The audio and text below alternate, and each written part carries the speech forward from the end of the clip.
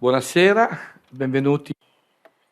Good afternoon and welcome to this session 3 dedicated to refugees and migrants. That is a very hot issue of global migration. The title of this panel will be G20, a G20 imperative, support refugees and forced migrants. Let me greet you all. My name is Paolo Naso. I am professor of political science at the University of Rome. At the same time, I belong to a Christian community, a Protestant community, the Waldensian Church, that in cooperation with other bodies, and namely the community of Sant'Egidio, have been among the starters of the best practice of the humanitarian corridors. I don't go in details because I'm sure that my friend and colleague Marco Impagliazzo will detail the experience we have been carrying out in the last 6 years.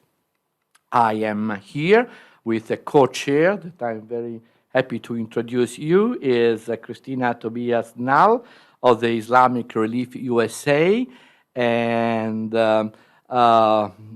hoping that this will be a very fruitful session. I will give her the floor in a few seconds. I want to remind that unfortunately we have a very limited time. We have to close the panel around 4:30, so all the speakers are warmly invited not to exceed the 8 minutes for each presentation, so that we will have time for a public conversation about the issues, and possibly we will have the opportunity to listen our speakers offering answers and reactions. So thank you very much for choosing this panel, and the word to Christina. Thank you, Christina. Thank you. Thank you, Professor Naso. So I would also like to make some introductory remarks, and we have been informed at least one of our speakers will not be here, which is unfortunate, but at the same time, it allows us more time to be interactive, I hope, at the end. And on behalf of the Interfaith G20 Working Group on Refugees, for which I am the liaison, I do also want to warmly welcome you to our session today. If you have not had the occasion to check out the website, each of the working groups of the Interfaith G20 put together some proposed recommendations to the G20 in the form of short briefs, and those are available on the website, and we do hope you'll take a look at those. And specifically for this one, obviously, as is mentioned in the title, we're talking about refugees, IDPs, internally displaced peoples, all sorts of people on the move, migrants. And we know some of the challenges, and these are included in our recommendations, around migratory routes that are very unsafe, social cohesion, and problems that arise when they arrive in these countries. And we are going to have our panelists speak on these and other topics today. We have very diverse geographical representation from the Middle East, South America, Caribbean area, and Europe as well. And I can give, if we have time at the end, a bit of brief experience about what is happening currently in the United States. Our current refugee crisis, as you know, is obviously with the Afghanis. My own organization, we're working very closely with the U.S. administration in terms of giving consultation on cultural, religious, and linguistic competencies to the various refugee resettlement agencies. Now, we do want to give our speakers time, but I wanted to, if you'll indulge me, start with one short story. So this is a mask. You're all quite familiar. You're all wearing them today. In April 2020 in the United States, it was right when the pandemic was starting to happen, when health guidance was becoming available about masking. And there was a group of people in the Washington, D.C. area that had an ingenious idea, because there were a number of African refugee families already there, and they did not have any livelihood, they did not have any income, but they had time and they had talent. And so this group of people donated a lot of material to these women in these Afghan families, and they became a cohort together, and they created the refugee mask making group. And they made these beautiful masks. Now, this particular family, I got very close to the family that made the masks for my family, and I never did get to hear their story of origin and how they came. But I have met and encountered many Afghani refugee families along the migratory routes. Islamic Relief has one of our programs in Lesvos, Greece, and the only reason I will highlight this is a very interesting interfaith collaboration. It is housed with HIAS, which is a Jewish refugee agency. So it is a Jewish and a Muslim NGOs working together, giving service delivery, psychosocial support, pro bono legal aid, and all of our staff on the ground are Christian Orthodox lawyers of Greek origin. So it's an amazing story of how faiths and faith NGOs can come together to serve these very vulnerable communities. So I have a lot more I could say, but I don't want to take the time today. At this moment, I would like to introduce our first speaker, who is from Lebanon. And Elie El Hindy, I know that you have a presentation, so if you would like to step up, or remarks that you would like to make, if you would like to step up to the podium. He is the director of the Adyan Foundation.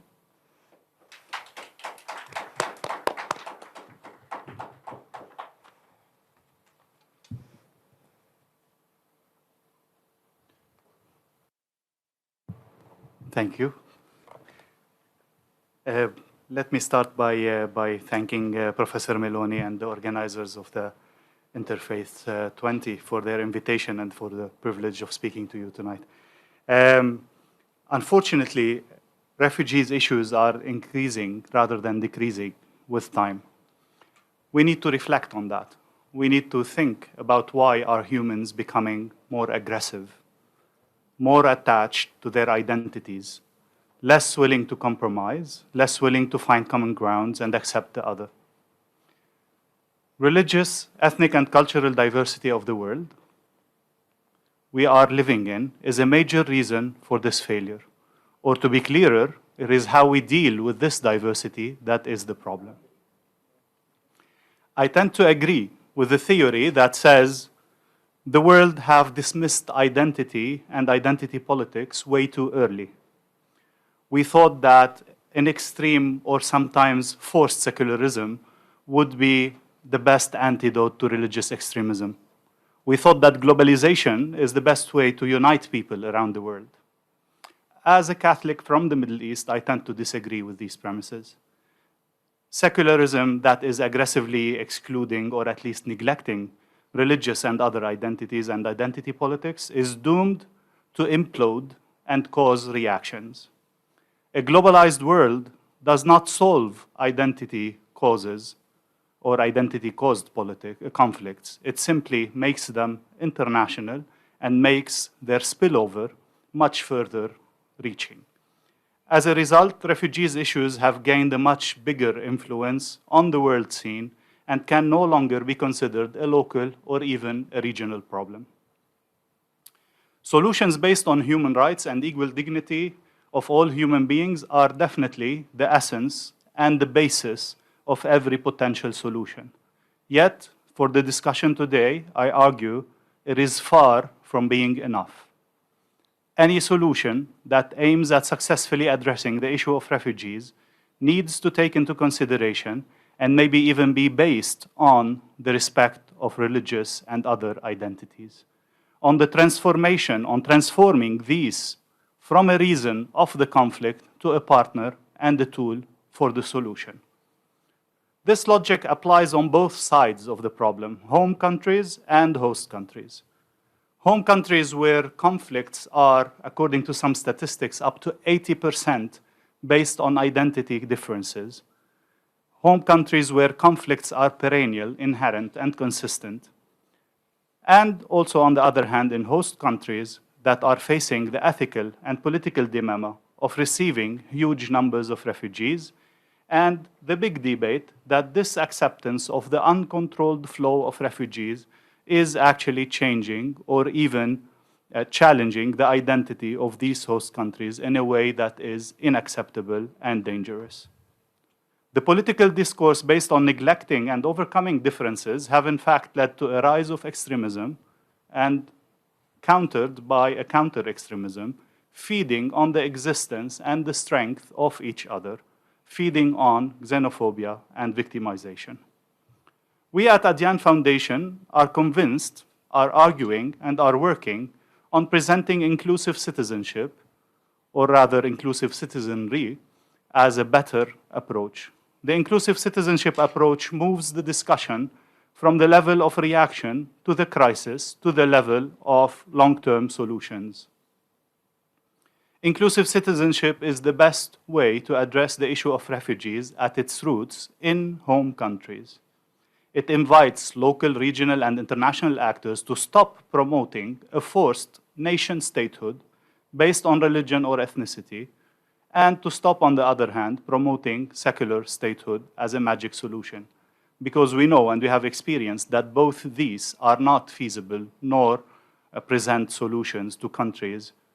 For example, the essence of the problem in several Arab countries was with the identification of the state as an Arab Muslim state, rather Sunni even. Country legislation, heads of states, different things were limited by this definition.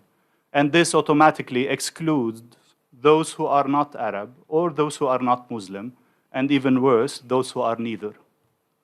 Such a conflict can only be solved and sustainable peace can only be achieved through the establishment of inclusive citizenship that recognizes and accepts the existing identities, religious, ethnic, and other, and does not oppress or disregard them. Inclusive citizenship is also the best way to address the issue of refugees in host communities. That feel their identity is being threatened by the large number of refugees. In fact, if we look at these host societies, like for example European countries, we realize that societies are far from being nation states, and that migration over the years have completely changed the way they identify themselves and their state. For example, a look at the French or British football team, or even their parliament, would show us how different is today's society from what was imagined or romanticized about. It is absurd to talk today about the French nation or the Christian heritage of Britain, for example, among other examples. Promoting inclusive citizenship in these countries argues for a set of values, norms, and traditions that make each of these countries unique without labeling it exclusive identity definitions, and allows for any newcomers, migrant or forced migrants or refugees, to identify with this set of values, with these norms, with these traditions that make the country what it is without having to drop or let go of the identity they bring with them and believe in. Inclusive citizenship does not promote a state without identity, but a state with a pluralistic identity that includes the variety of identities that exist in it, and instead of oppressing these, encourages and protects them and looks at the diversity as a resource, as an added value, as richness. The Unity in Diversity EU slogan is not and cannot be exclusive to the people who were there before a certain time, and cannot be discriminatory. On the other hand, diverse communities around the world must build pluralistic states that include all their indigenous populations, who, by the way, may not have chosen to be part of this or that state, but simply found themselves there because of the results of colonial policies and interests. To conclude, where is religion and religious institutions and faith-based actors in all of that? We have realized in the past 2 decades that we are far from overcoming religions. And in my opinion, we should not even try to. We have seen that millions of believers around the world still hold on tight to their religious identity and belongings, and still see for themselves as individuals and institutions playing a major role in the public sphere, in public affairs, and in public issues, completely rejecting the theory that faith is a private matter that should not play a role in the common civic space. Yet, we have seen the huge power of the faithful be used as a power for destruction in many places and as a power of building bridges and human fraternity in many other. In fact, most of the time we see in the same space people of the same faith who cause damage and kill in the name of God, while others from the same faith in the same space work hard for peace and development and the preservation of the dignity of human beings, any human being. We have indeed seen faith-based actors strongly engaged on the issues of refugees to promote inclusion, protection, alleviation of pain, and solving conflicts that are the root cause of the refugee crisis, and are also the results of it, trying to break that vicious cycle both in the home and in host countries. Thus, we have a choice. The G20 has a choice. Rather, I would say they have a duty and a responsibility to partner, empower, and build on the faith-based activism that strives for peace, mutual respect, and inclusive citizenship. In addition to the theological dialogue that are increasingly happening, a more urgent dialogue is needed, an interfaith dialogue for life and for reconciliation, a dialogue that happens in refugees camps, in the poor suburbs of our cities, behind the scenes of battlefronts, and on peace negotiation tables, in soup kitchens, feeding the poor, in the efforts of religious leaders from different religious communities working together to address the social, economic, and ethical challenges of their communities. G20 must support the efforts of rehumanizing religion, to empower alternative narratives, to promote interfaith initiatives, and to support faith-based actors for peace and reconciliation. This is, in my opinion, an imperative that must be included in the G20 address of the refugee crisis. Thank you.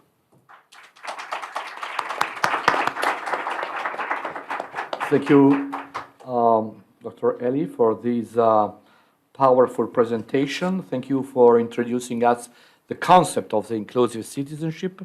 And I think that we can, from the very beginning of this panel, agree about the necessity of a strong religious recognition, of strong recognition of the importance of the religious identities in a model of inclusive citizenship.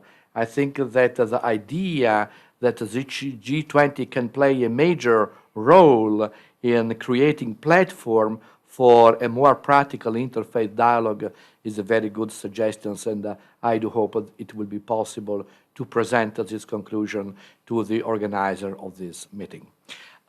Introducing the second speaker, I want to remind all of you the title of our panel, that is G20 Imperative. I would like to add an adjective, a moral imperative. And I say moral because it's a matter of fact that the faith-based community have been playing in the decades a major role in supporting the rights of the refugees. And they probably did this because of their spiritual, theological background, in the spirit that all the people are entitled a dignity because all the persons are created at the image of God. This revolutionary idea created the legal basis for important constitutions recognizing the rights of all the persons despite the ethnic, religious, and gender differences. So I think that the faith-based communities on these specific issues have been really playing a very important role that we want to claim and to be recognized. In this spirit, I invited the second speaker, that is Professor Marco Impagliazzo, President of the Community of Sant'Egidio. And as I mentioned, the Community of Sant'Egidio with some other Protestant institutions have been the major actor of the experience of the humanitarian corridors as one of the best practice to grant safe passages and a proper process of integration to thousands of migrants in Europe. Professor, the floor is yours. Buonasera, parlerò in Italiano. Good afternoon, I'm going to speak Italian.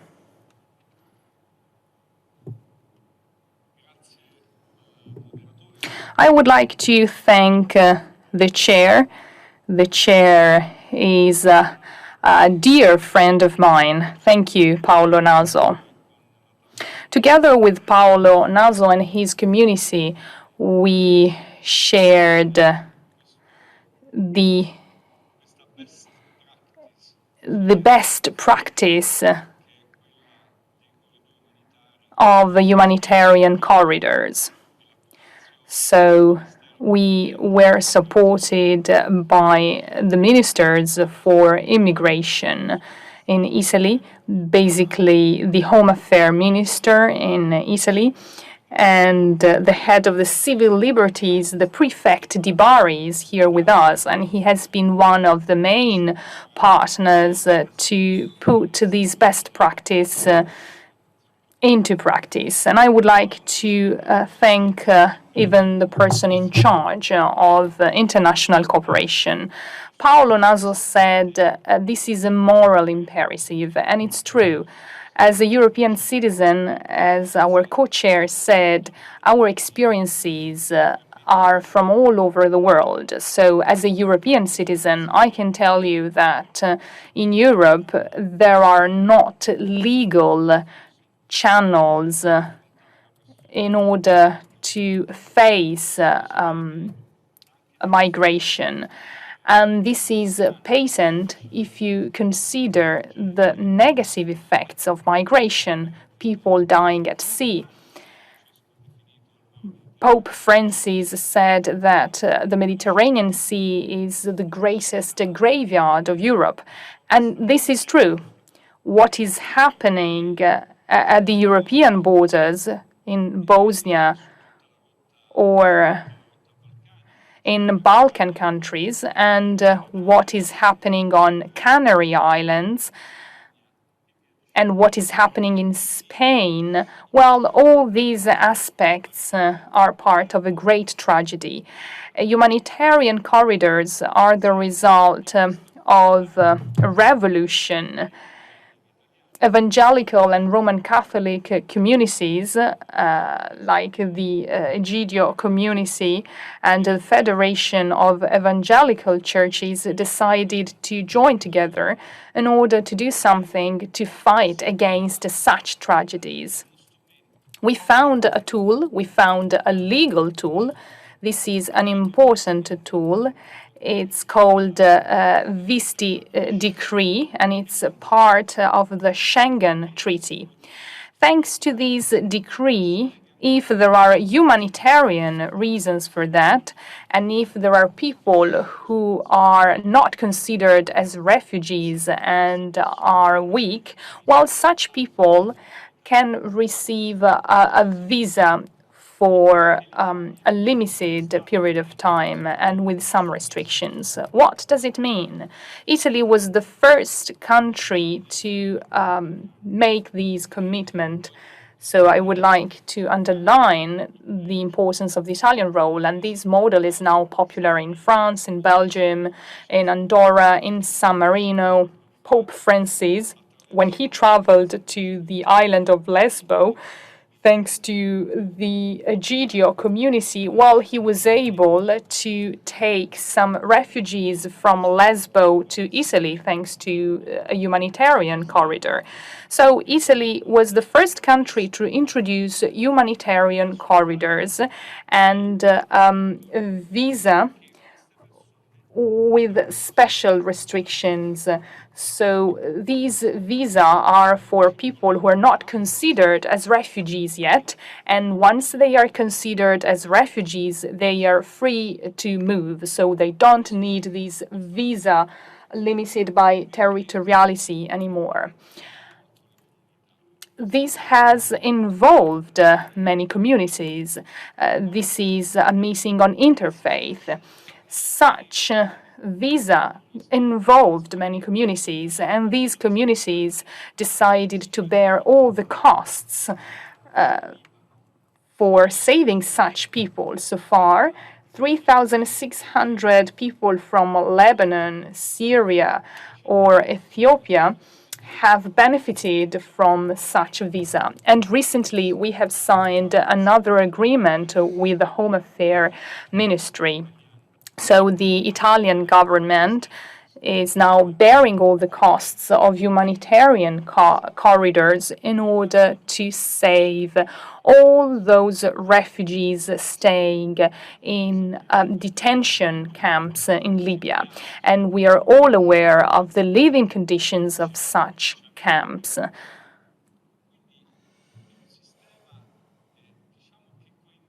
This system involves communities. We could say that this is a great sponsorship, so communities bear all the economic costs of such system, and they are in charge of welcoming all these people. They want to do the best to integrate such people. So humanitarian corridors combine welcoming people with their integration. Communities welcome such people and they bear all the costs for that. They also work hard to integrate those people. They welcome them in their parishes, in their families, in their local villages, etc.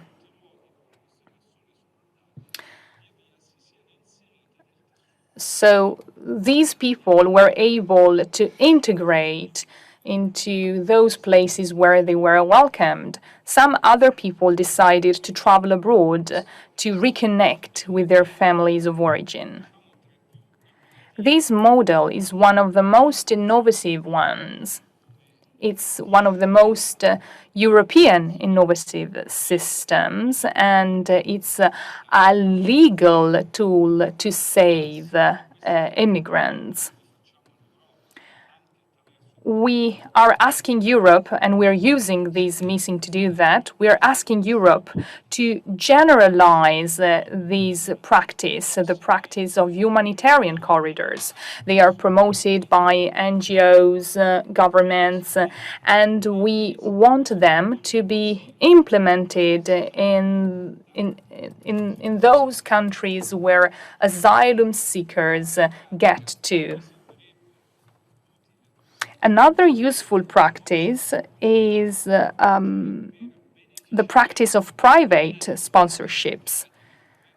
So there are people who come from countries that are enduring a severe crisis, and these people could be welcomed by NGOs or by European families. So, provided they have all the requirements needed, they can reconnect with their families of origin. So, family reunions play a vital role as well as sponsorships. We think that these tools can help immigrants integrate successfully. If you are a family of immigrants living in Europe, you know what the best way is in order to help other foreign families integrate. We are also asking for a change in the Dublin Treaty. We know that this treaty is problematic, especially to some migrants. I would like to recall a movement which is very important in Italy and all over Europe. When the Afghan crisis broke out in August, so when the US troops decided to leave Afghanistan, a movement, a supportive movement of people was set up. We want this movement to be effective. We do not only want to welcome people escaping from Afghanistan. I know there is a representative from the US here, and I know that the US has worked really hard in order to promote the evacuation of Afghan people from their country. And I know that a lot of people are still stuck there. Together with the Home Affairs Minister, we are trying to find a way in order to promote evacuation and humanitarian corridors in order for Afghan people living in Pakistan or in Iran, or those people who are staying close to the border with such countries in order to get a document to leave their countries. Well, we would like humanitarian corridors to be available for them. The system is there, and we are signing an agreement with an evangelical community in order for this practice to be a fact. So the main problem is the legal framework. The legal framework is not there. Finally, Europe has not recognized yet that there is a demographic crisis. I'm thinking of Italy. I know this country very well, but I know it's not the only one in Europe. So I know that there are many job opportunities, and I know that the recovery fund financed by the European Union allows for creating new jobs. But the problem is that there are no workers available. In Italy, there is a lack of farmers. There is a lack of nurses. There is a lack of caregivers. There is a lack of labor in the hospitality industry. So what are European countries waiting for? Why don't they work on a legal framework in order for migrant people to get a visa to move here and to work here? We know that they need to work. So back to my first question. Everything started from a moral imperative. How can we avoid people dying at sea? Well, starting from there and starting from our prayer, because the first thing we did was to pray for people dying at sea. They are not entitled to a tomb yet. So we first prayed for them, and then thanks to this prayer and thanks to the relationship we have with other communities, we developed the initiative I have been talking about. We have saved 3,600 people so far. But as you know, if you only save one life, you save the whole world. So every human life is a world. So allow me to say that such humanitarian corridors have saved 3,600 worlds so far. Thank you very much. Thank you, Professor Impagliazzo, for the detailed description of the best practice of the humanitarian corridors. I think that the idea to offer a set of instruments to manage global migration is an essential strategy. I don't think that anybody can claim to have the single recipe to solve the problem of the global migration. We need a complexity of complementary ways to adopt the terminology of European Commission, and I think that humanitarian corridors, resettlements, private sponsorship express this complexity, and this can be a viable strategy. Furthermore, I absolutely want to stress what Professor Impagliazzo mentioned about the fact that humanitarian corridors is not just a way to enter EU or Italy, but it is a strategy of integration. Because thanks to the humanitarian corridors, we have been able to activate the moral energy of the Italian and European civil society. This social activation is a very important process that we want to implement and to celebrate, because I think that it is a way also to celebrate the power of our tradition and our democracies. Thank you, Professor. I think it's important to recall that the roles of the NGOs are many. So it is the service implementation that we've heard about a bit today, giving the direct needs of these most vulnerable people. But it is also the advocacy around these corridors, these humanitarian corridors. And there's a third role we find ourselves in as well, in the corridors of power. And it's bearing witness. We do this, with the government in the United States, as well as our partner offices at the parliamentary level across Europe and other places, where we're bearing witness to the testimony that we just heard of those who cannot raise their voices about what's happening in the tragedies at sea, for example. I've seen those graveyards in Lesvos where the life jackets at the inflatable rafts are, and you see also the way that the traffickers and others take advantage of these most vulnerable people by offering them materials that are not even safe-proof. And we've heard those stories, if you open these life jackets, they're not even inflatable devices inside, right? So they're also contributing to this crime. But it's not just tragedy at sea. There's also obviously tragedy across land as well. And I would like to invite our next speaker, who is a good dear friend of mine, who's going to speak about some of the crisis in Latin America. We have these corridors of people traversing across very dangerous terrains, and again with very dangerous traffickers. We had, as part of the Interfaith G20, again, I invited you to take a look at the website, but we have a series of webinars throughout the year, so this is not your only opportunity to hear in person at this event in Bologna, but around World Refugee Day a couple of months ago, we actually focused on the Caribbean, Latin America, and Elias, and I know that I'm not going to pronounce your name well, so he's not going to make me. Highlighted what is going on in that region. Many don't know that the Venezuelan crisis is actually the second largest migration of people in the world right now. So please, Elias.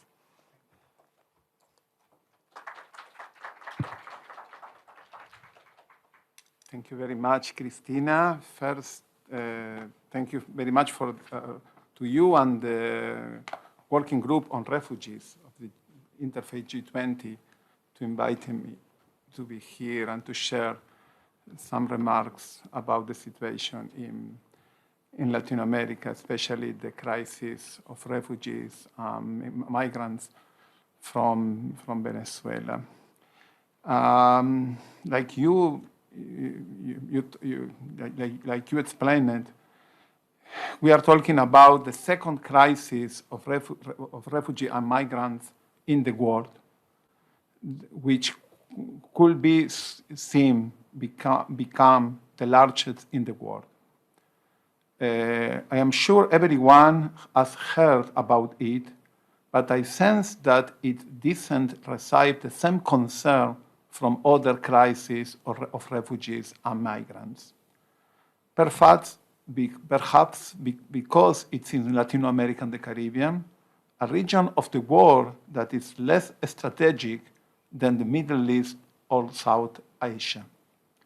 Last week, the Regional Interagency Coordination Platform for Refugees and Migrants, the UN platform that coordinates care for migrants and refugees from Venezuela, has confirmed that more than 6 million people have left the country in recent years.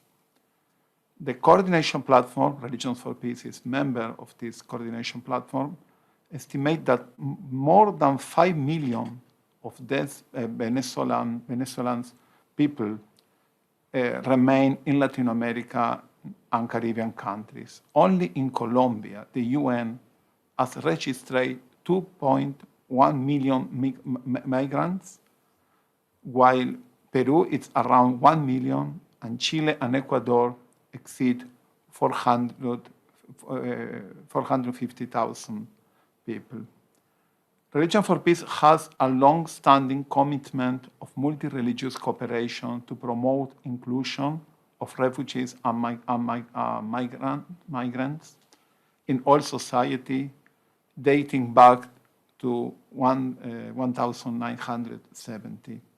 Last year, the UN High Commissioner for Refugees and Religion for Peace established the Multi-Religious Council of Leaders.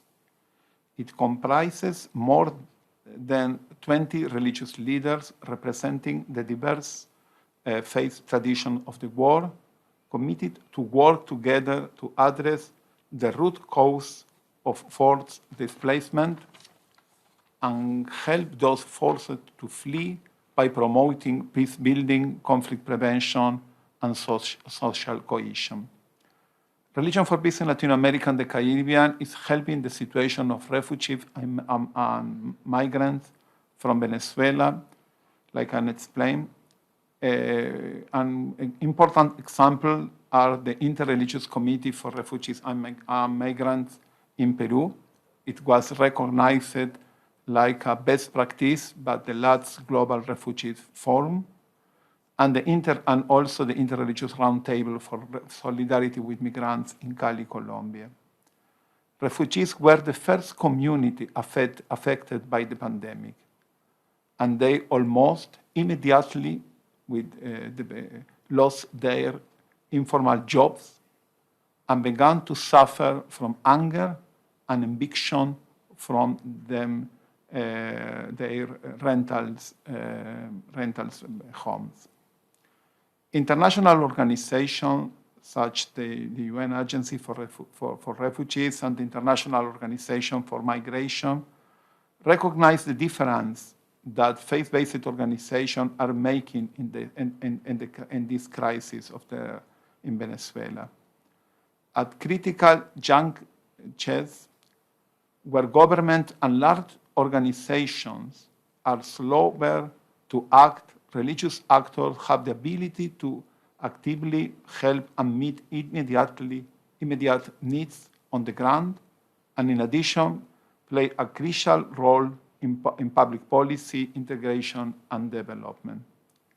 Interreligious cooperation has facilitated the integration of community networks of shelters for refugees and migrants that that deliver hot meals and sometimes also lodging in places of transit and destination. These shelters also help refugee and migrants children without internet to study virtually due to the pandemic.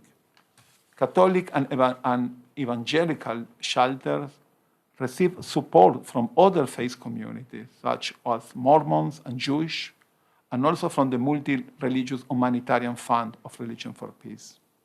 The help of UN agencies working together with Religion for Peace is also essential for these shelters. COVID-19 has subjected the refugees and migrants from Venezuela to increased violence. Every risk that we're already facing has been exacerbated by the pandemic. Xenophobia is rising, gender-based violence has increased. Border closures and controls have increased legal and practical complexities. Access to documentation is the first critical step to promote inclusion of these populations. Religion for Peace is cooperating with government and international organizations to guide the refugees and migrants from Venezuela with immigration advice.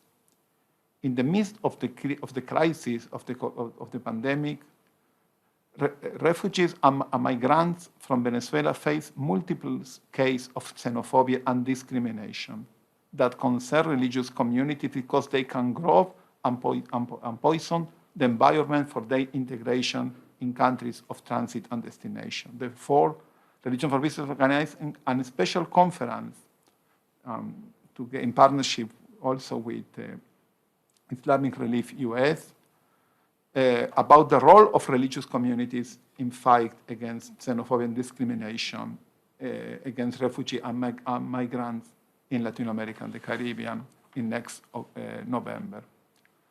We can see the powerful results when religious organizations, religious communities unite and collaborate with each other and with international organizations to help refugees and migrants from Venezuela. We hope that the recommendation of this forum will consider the urgency of greater aid for interreligious cooperation for the response to the crisis of refugees and migrants from Venezuela that could become the largest in the world next year.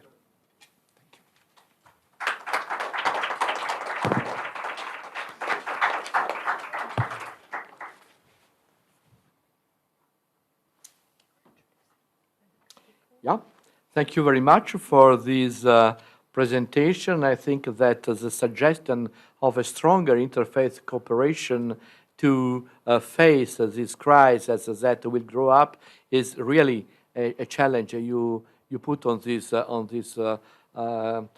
table, and I think that we have to take very seriously this idea. We heard about an ecumenical cooperation, but you are raising another issue. So you are putting another challenge. So to transform, to go beyond ecumenism and to create interfaith networks to work on this issue. I think that we have so distinctive representatives of different communities of faith that can make this point very clear in their constituencies. I think that, again, this is a recommendation I think we have to take very seriously. Thank you. And unfortunately, we don't have another speaker that was in the schedule, but at this point I have the special pleasure to invite Prefetto Michele di Bari, who is the head of the Civil Liberties and Immigration Department of the Ministry of Interiors of the Italian Republic. This is a formal presentation. If I may, I would like to introduce Prefetto di Bari as a very good friend, and I would say a partner that I want to recognize for this ability to listen. Sometimes we are counterparts, so to say. He represents the institutions. We are the voice of the civil society, but he is very capable to listen and to act. And I want to thank him for his capacity to offer an interpretation of our laws based on the constitutional values, of course, but on the central element of the human rights too. So thank you very much, Prefetto di Bari. È un piacere averti qui con noi.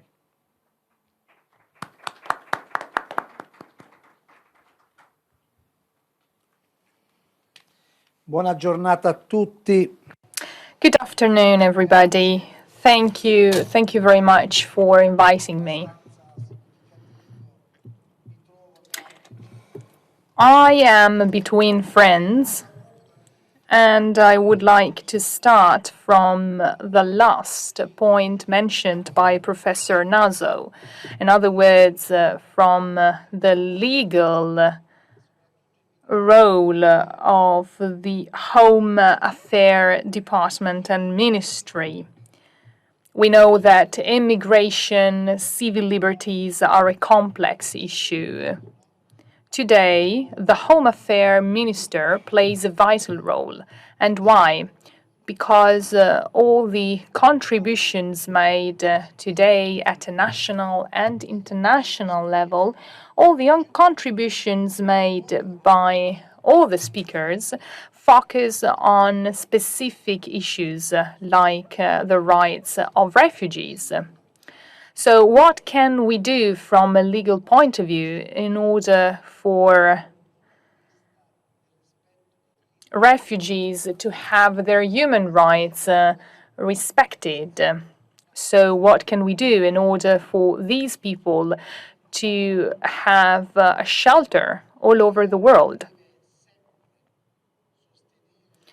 Let's not forget that every action, what we do, should comply with a legal framework.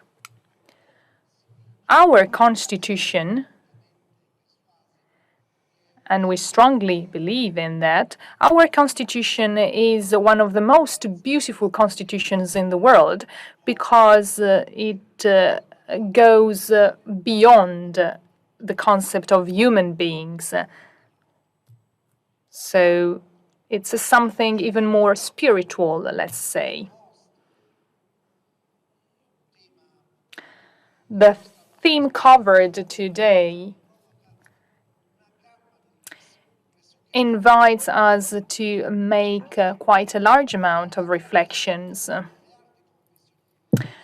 The Roman Catholic Church and other churches have a juridical and institutional role to play. Today, we are ready to discuss, to cooperate with them, and as Professor Impagliazzo and Naso said, we believe in a cooperation between private and public bodies. So we are firmly convinced that we can cooperate with churches. I am honored to be in charge of a department that focuses on the freedom of belief and religion. The freedom of religion is one of the most important guarantees of our Italian constitution.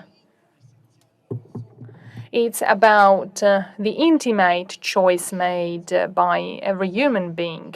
It's about the freedom of thought and expression. Religious freedom is a litmus test compared to other freedoms. And if the freedom of religion is not guaranteed, well, in that case, a government or a state can't be considered as a democratic one.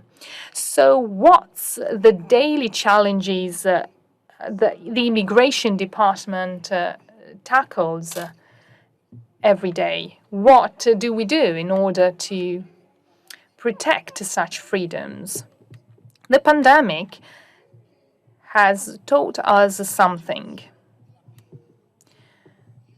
The exercise of your faith or the freedom of religion during a pandemic means that you can create new systems in order for you to express your freedom of religion. In Article 19 of our Constitution, you can read that everybody has the right to the freedom of religion. So you can pray with other people, you can pray alone, etc. So the government recognizes the institutional role of faith, and the church is an independent body. It's a sovereign body. The Article 7 of our Constitution is about the Roman Catholic Church, whereas the Article 8 is about religions more in general. And the Article 8 states that every religion is free in front of the government. So if you comply with these two articles, it means that every day you need to work hard in order for these two pillars to exist. And the foundations of such pillars are the dialogue with churches and communities more in general. We're doing that on a daily basis. This is the only way to lay the foundations of a system that pays attention to everybody. And according to our Constitution, we are all the same, and everybody has the chance and the right to have access to faith in a legal way. So the administration recognizes the legal entity of religions and religious weddings are recognized from a civil point of view, and even priests or religious people are allowed to go to prisons. As you can see, there are many ideas comprised in our constitution. As you can see, every part of the constitution, every religion deserves attention. So the freedom of religion is a fundamental right of every person. So this is a constantly evolving context. 50 years ago, such a theme had a specific political color, let's say, and today it's a sort of a rainbow. The matter of refugees contributes to a political discussion. That's why it's very important for constitution to recognize them and provide them with a legal framework.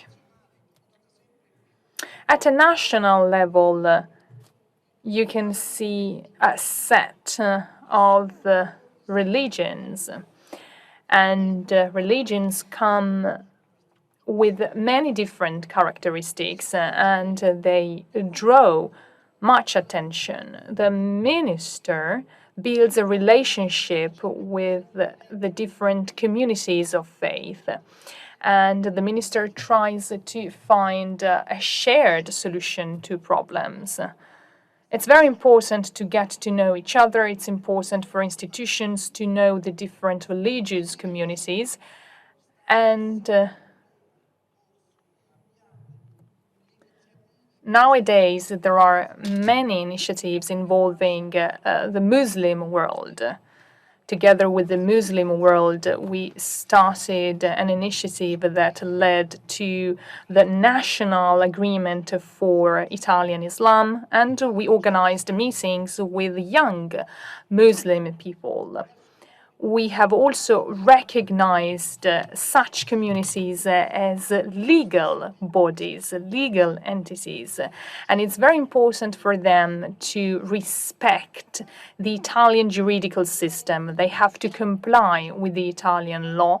They have to comply with the protection of human rights and the freedom of worship.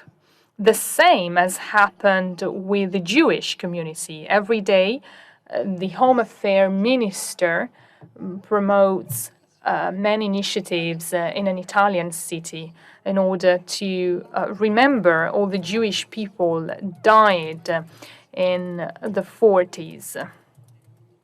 In the last years, we have also added a specific training course for teachers and students of secondary schools. The minister pays great attention to other communities of faith as well. The aim is to provide them with the same rights described by the Constitution.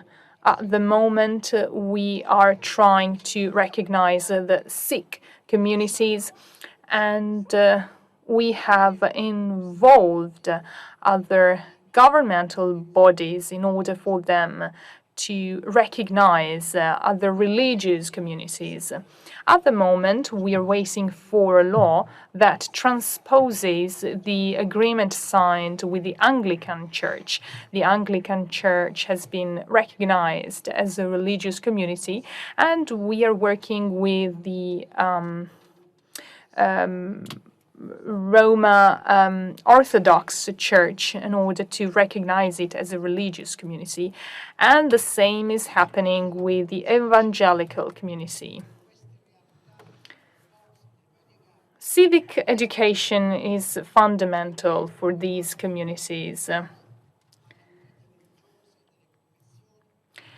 It addresses those religious communities that haven't signed an agreement with the government yet. And as you know, there are more and more migrants that are giving a different color to the world.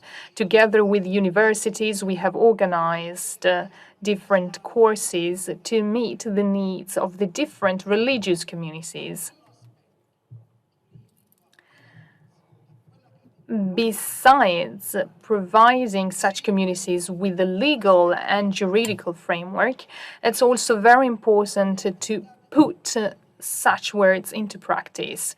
And I'm referring to the activities promoted by religious communities. In this case, religious communities enrich the world of religion, and they also enrich the heritage of our communities. Supportiveness is something we really need to have.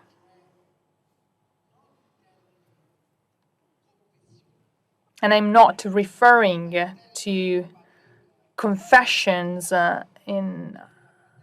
but if you think of the word fraternitas, this word goes beyond mutual understanding. Human beings play a vital role when you take action in order to protect human dignity.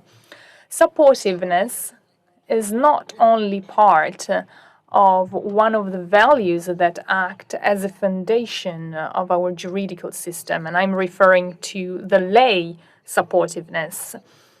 For believers, it's an example of charis.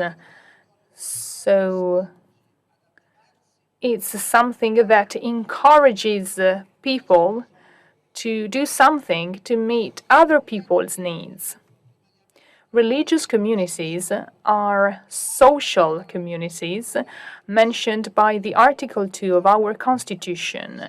They are places where human personality is developed.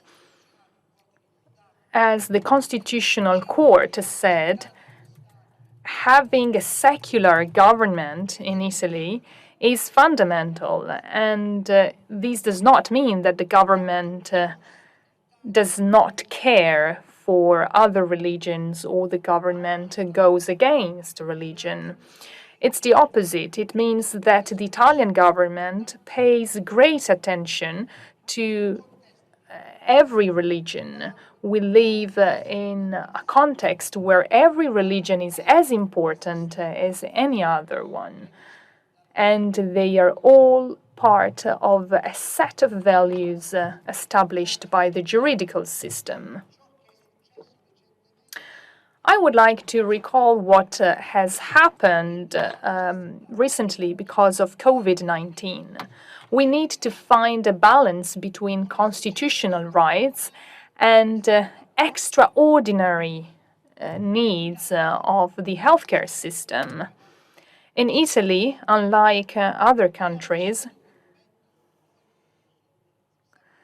and Professor Naso knows what I mean, in Italy, choosing a memorandum of understanding in order for believers to take part in masses, and we signed this agreement together with the representatives of other religions. And maybe those religious communities have not found an agreement with the Italian government yet, but such experience was unique in Italy, and it guaranteed the freedom of worship in Italy. So believers could continue to worship their God, and at the same time, their health was protected. There was not just one memorandum of understanding or one protocol. There were many protocols, and the aim was to meet the needs of every confession. The most important thing was to sign an agreement as far as the relationship with religious communities is concerned. So different and unilateral choices made by other public bodies. Other public bodies put some restrictions on religion and the freedom of worship. And in those cases, courts punished them. So they confirmed that the choice made by the Italian government was the best one.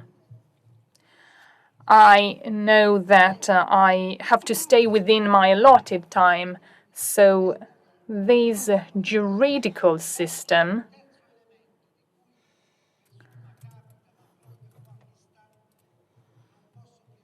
focuses on another aspect I would like to mention.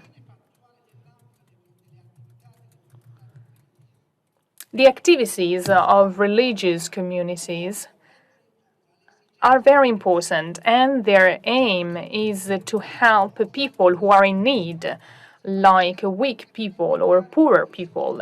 So they guarantee welfare policies to these people.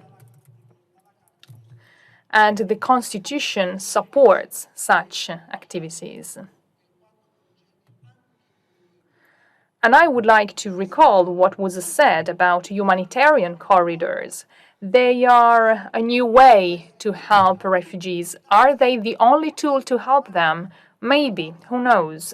But the strength of humanitarian corridors, the strength of evacuation, the strength of such new ways, new legal ways, is linked to one country, Italy, but such strength can't be associated with one country only. We know that the number of refugees is constantly increasing. That's why we need European corridors. And you need to have access to European corridors through governments and through religious communities.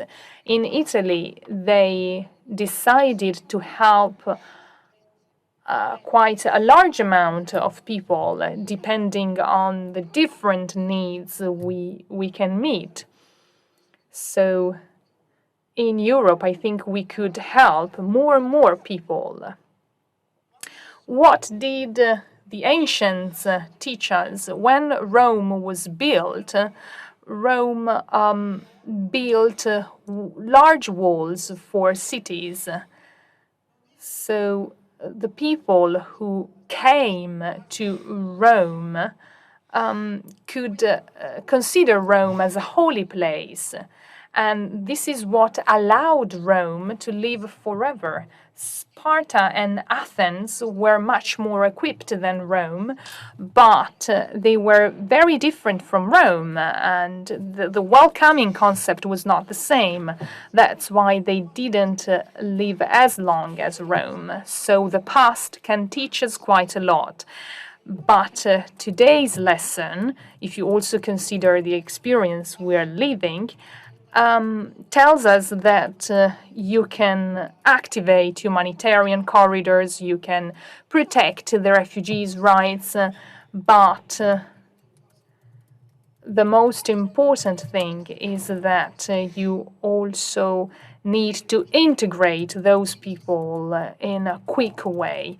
You need to do that promptly. You need to understand the culture of those people in order to integrate them. So we need to enlarge the number of rights described by our constitution. So if you get to Italy, you need to believe in community. Such concept is well described in our constitution. And I think this is the most important agreement you can sign. Mario Draghi said something beautiful, in my opinion. He said, if we do not activate a mechanism of integration which is strong enough, the people we welcome could become our enemies. Thank you very much. Thank you, Prefetto di Bari, for this very comprehensive and rich presentation. You raised so many topics and issues that it is impossible to remind all of them, but I would like to stress a couple of sentences. One, the Italian model of a church-state, or if you prefer, confession and state relations. It's a model of separation, but it is a dynamic separation, because, as the Prefetto said, there is a permanent dialogue between the two bodies. The community of faith and the state are separated, but at the same time, they are integrated in a common platform of permanent dialogue. Number two, the very important challenge for Italy of a new phenomenon, a new religious pluralism. 50 years ago, the pluralistic dimension of our country was very limited. Today, we have millions of people living in our countries who don't belong to the majority church, the Catholic Church. This is a very important news that I think the political decision makers have to take in account. And finally, I think that the 2 or 3 examples he mentions are very, very crucial. Example number 1, the dialogue with Islamic communities. This is incredibly important, I would like to say, also in terms of security. I think that to dialogue with this community is an investment on security for the future.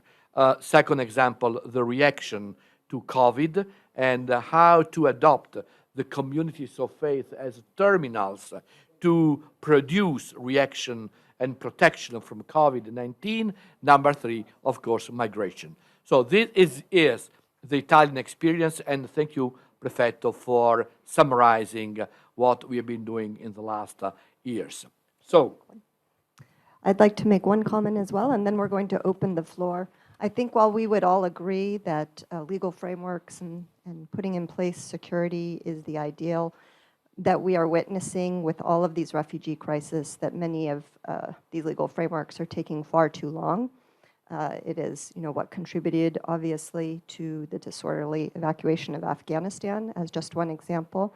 But I think what we've lost in this conversation today that I hope we will take away is coming back to the individual and the person. We've talked a lot about mass migration and groups of people moving across bodies of water and bodies of land.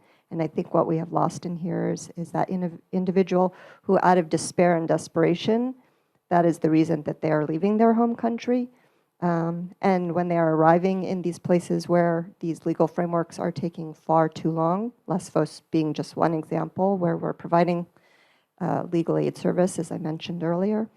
We've had cases of, recently, a woman who actually self-immolated. She set her tent on fire with her children inside because the process was taking too long and she was giving up hope. Now, fortunately, they were able to save her, and we've put in place now many more programs, a lot of the NGOs that are trauma-based and psychosocial, realizing that, we were talking about earlier the immediate needs of people, the shelter, the food, but we cannot forget the trauma-informed issues and the mental health as well. So I just don't want us to lose in this conversation of legal frameworks and security that these are people we are talking about.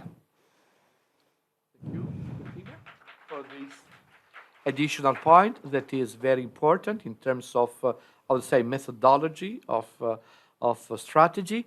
I think that we have a few minutes for a couple of probably 3, but probably 2 questions or very, very short remarks. As I told, we have to close our session a few minutes after 4:30.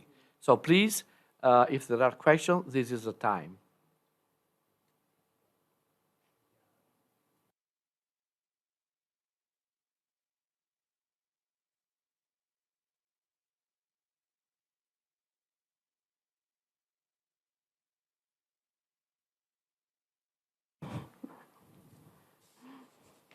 Please, questions or?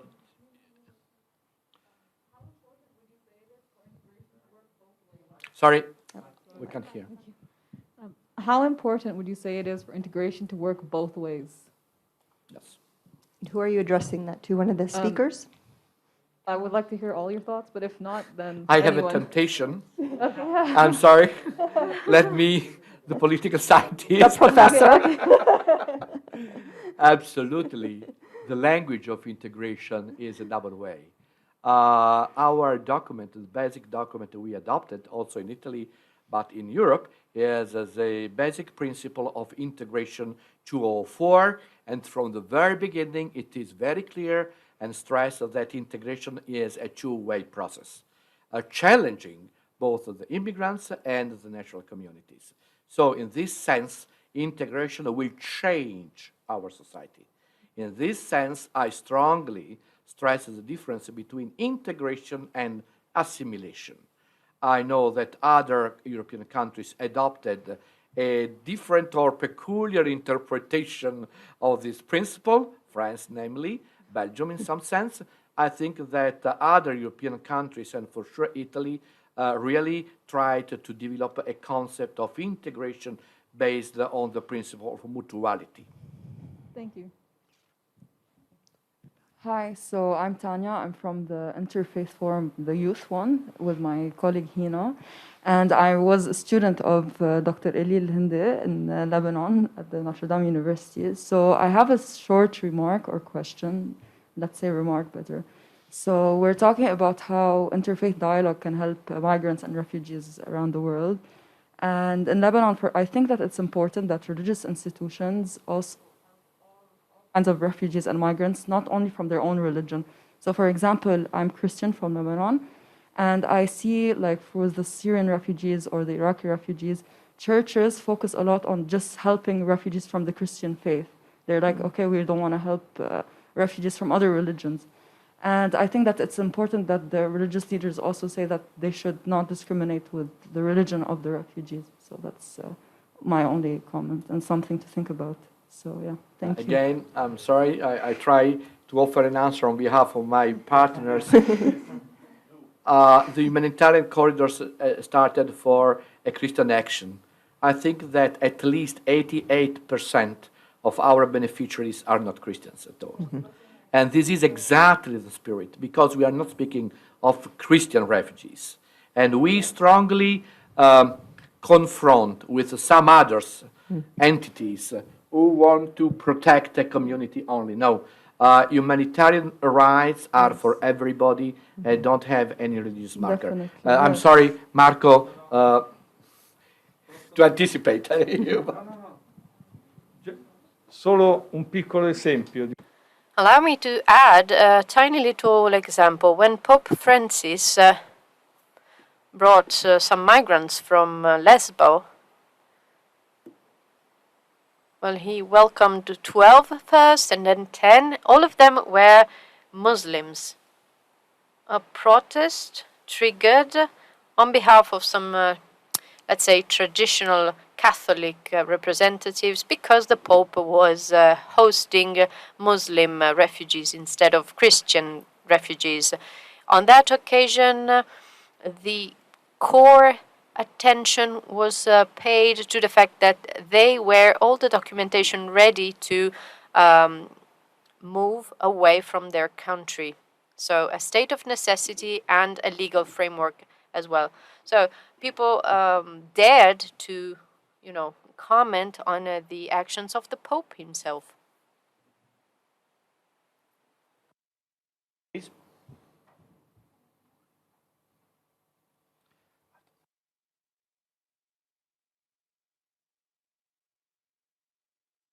No, I know you have to go. My sense is that not only are we facing the largest crisis, but the causes of the crises have changed from natural causes to man-made causes. And I'm wondering if that's affected, I just don't know, or has that affected how we've responded, or has that affected issues we have to address with refugees, or sort of their new challenges as a result of these new causes?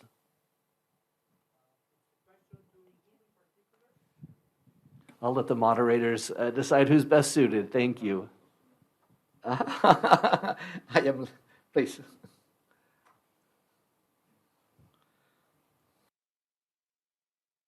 Just to comment on that very quickly, I think a major difference is in two kinds. First, the those who are seeking refuge because of natural disasters, these are very likely to go back. Whereas those who are fleeing for ethnic genocide or religious issues, these are most likely to stay, and this changes the whole way we deal with them in the first place. Second, there's definitely the challenge of the difference of identity that I addressed in my paper or in my presentation. The fact that most of the comers are from a different culture or religion or ethnicity, which poses this challenge and this tension for the diversity and for how we deal with that diversity. And if we don't deal with it in the right way, it would be perceived as a threat and thus will hinder the integration process of the refugees and makes everything much more difficult. Ladies and gentlemen, I'm sorry to say that at this point our panel is going to end. On behalf of my colleague, I think that we want to thank you all for the wonderful participation. I think that you have been inspired by the variety of witnesses, and the final conclusion that I would like to offer to the organizers of this wonderful Interfaith G20 is the idea that the religious factor is a strong factor of social dynamics and can be oriented to policy of human rights and safeguard of the basic rights of those who are persecuted. This idea is very strong, and we do hope can be a real policy, can be transformed in a very practical policy at the political level of the G20. And enjoy Bologna.